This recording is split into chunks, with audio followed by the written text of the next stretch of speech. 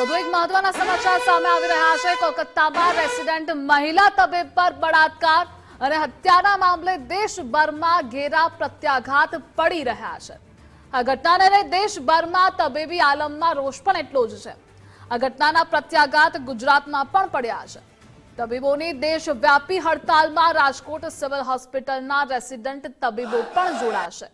Rajkot civil હોસ્પિટલમાં ઓપીડીથી તબીબો અડગા રહેશે। ડોક્ટરો માત્ર ઇમરજન્સી સેવામાં જ ફરજ બજાવશે, જેને લઈ સામાન્ય સારવાર લેવા માટે આવતા દર્દીઓને હાલાકી પડશે। તો ભારતભરના તબીબ દ્વારા સીબીઆઈ તપાસની માંગ માટે પણ સીબીઆઈ તપાસ સોંપવામાં આવે તેવી માંગ પણ કરાઈ રહી છે।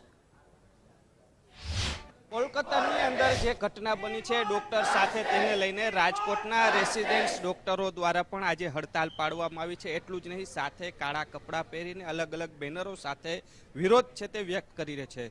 જે રીતના વાત કરવામાં આવે સિક્યુરિટી સાથે થઈ અને અનેક વખત રજૂઆતો પણ થઈ ચૂકી છે, પરંતુ જે ડોક્ટરો સાથે થઈ રહ્યા અત્યાચાર અને જે ઘટનાઓ બને છે તેને લઈને આજે વિરોધ છે તે વ્યક્ત કરવામાં આવે છે।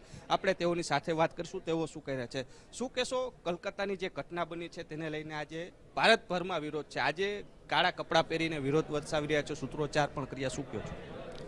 હું doctor Sandeep Sharma, president જેડીએ medical PDU college Rajkot. આ તારીખ 9 ઓગસ્ટના રોજ જે કોલકાતા આરજીકર મેડિકલ કોલેજ ખાતે સેકન્ડ યરમાં અભ્યાસ કરતી મહિલા તબીબ પર એક એને શંકાસ્પદ રીતે એની હત્યા કરી એના પર દુષ્કર્મ ગુજારવામાં આવેલ હતું। તેના માટે તેના પરિવાર અને એના પીડિતાને અત્યાર સુધી કોઈ ન્યાય મળેલ નથી, જેના માટે ત્યાંના રેસિડન્ટ ડૉક્ટરો શાંતિપૂર્વક વિરોધ પ્રદર્શન અને હડતાલ કરી રહ્યા હતા। પણ તે લોકોને પણ કાલે 14 તારીખે રાત્રિના એક મોટી સંખ્યામાં ટોળું આવી અને એ લોકો સાથે મારામારી કરે છે। એ લોકો હોસ્પિટલમાં તોડફોડ કરે છે અને કોલેજોમાં પણ તોડફોડ કરે છે, તેમજ આ ઘટના સાથે સંકળાયેલા જેટલા પણ પુરાવા હતા તે નાશ કરવાના પૂરા પ્રયત્નો કરે છે। તો શું આ ઘટના કેટલી હદે યોગ્ય છે? આ ઘટના છે એકદમ શરમજનક અને અમાનવીય છે।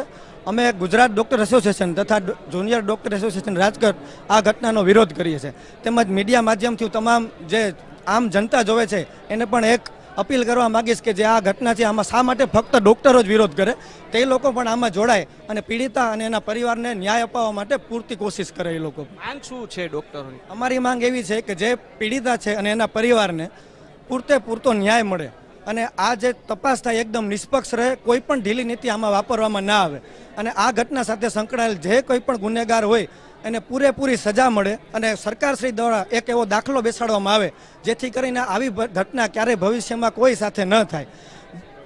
આપ શું કહેશો? આપ મહિલા છો, મહિલાની સુરક્ષાને લઈને કોલકાતામાં જે બનાવ બનેલો એમાં શાંતિપૂર્વક રીતે હડતાલ કરેલા લોકો પર સ્વતંત્ર દિવસના પૂર્વ સંધ્યાના દિવસે જો આવું આચરવામાં આવે, આવી રીતે એક સાથે ટોળું આવી જાય અને બધા પર મારામારી કરે, જે પુરાવો છે તેને નાશ કરવાનો પ્રયત્ન કરે, એ કોઈ રીતે સ્વીકારી લેવામાં આવશે નહીં।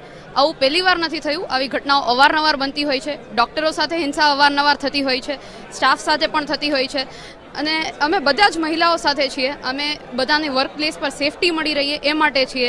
આ માટે ચોક્કસ કાયદો બને, એને અમલવાર તરત જલ્દીથી કરવામાં આવે, બને એટલું જલ્દી કરવામાં આવે, એના અમે સપોર્ટમાં છીએ। અમારો વિરોધ એ માટે છે કે આ જે બન્યું છે એ ફરીવાર ન બનવું જોઈએ।